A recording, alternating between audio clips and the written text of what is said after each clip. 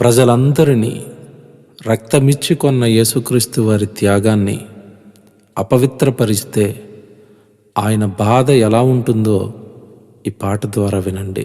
పాపంతో మరణిస్తే పాతాళమేనని, అపరాధంతో కనుమూస్తే అగ్నిగుండమేనని,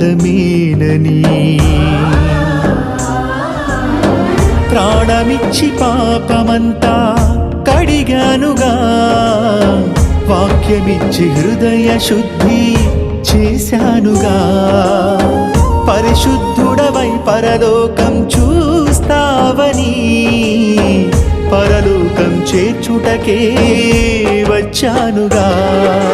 రక్తమిచ్చి బ్రతికిస్తే